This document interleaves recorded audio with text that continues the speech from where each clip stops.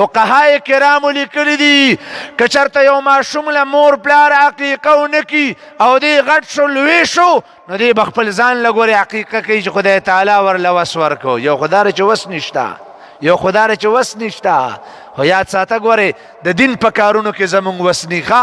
د اسلام په کارونو کې زمونږ وس نیخه د جومات په کارونو کې زمونږ وس نیخه د قرآن او د حدیث په ویناګانو کې زمونږ وس نیخه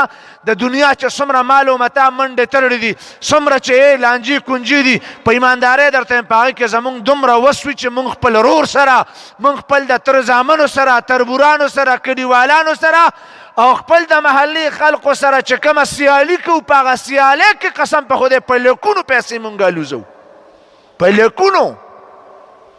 په سیالۍ کې په لیکونو الوزو او د خدای تعالی په تابعدارۍ کې لس روپو خرچ کولو ته تیار نه یو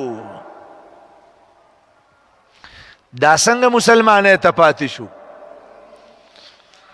زما محترمو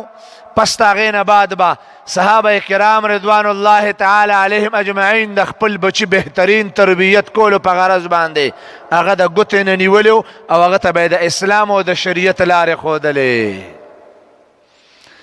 او دا تربیت په څه ټایم کې کېږي دا د 15 کالو نه وړاندې کېږي دا ډېر ملګري بیا موږ ته وایي یاره جوس دته موږ د مونځ ویلي شو چې کوم وخت کې د مونځ وینا وتا ورته ونه کړه کوم وخت کې چېرې سبق ښودنه وتا ورته ونه کړه کوم وخت کې چېرې تربیت ورکول وتا ورته ونه کړل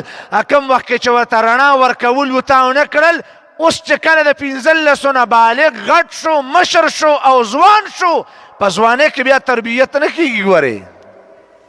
د تربیت د ټریننګ خپله زمانه ده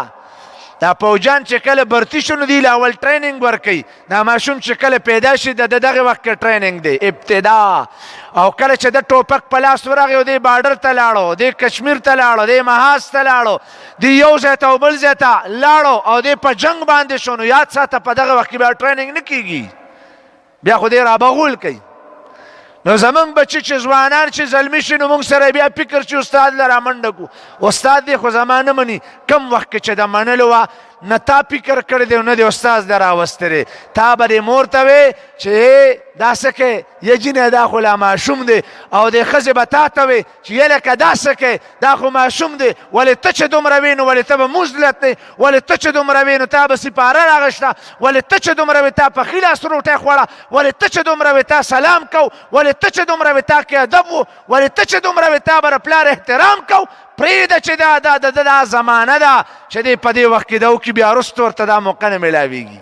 وایي وروسته ورته موقع نه میلاوي چې وروسته زمانه بیا راځي نو دا کسر تا او مور او پلار یې دلته پوره کو وروسته چې زمانه راځي نو دا موقع ورته بیا نه میلاوي واقعي چې دا ورته نه میلاوي نو ما ورته خپل اولاد لره په ماشوموالي کې تربیت نه ورکو او بیا وروستو زما ستا بچي زما ستا په نقش قدم باندې روان وي زما ستا اولاد زما ستا په قدم باندې روان وي زما ستا اولاد ما ته ګوري تا ته ګوري اما تا چې څه کوو په ایماندارۍ درته یم هغه کوي د زلمیتوب لا په ړومبۍ سېړۍ باندې دی او ګوره چې تا به څنګه نسوارو چونډۍ جوړوله قسم په خدای ستا بچي م هغه شانته جوړوي تا چې به څنګه سګرټ بلو هغسې دیم بلئ تا چې به څنګه د مونځ په وخت کې څادر راښکلو او مونځ ته به نه تلې داسې دی اوس هم د مونځ نه ځان پټئ او تا چې به څنګه بې اودسه ګرځېدی داسې دیم بې اودسه ګرځي تا چې څنګه کور کلي کې کنځل ویناګانې کولې داسې ستا د اولاد هم لګیا دی اوس په کوڅو محلو کې ګرځي او خلکو ته ویناګانې او کنځلې کوي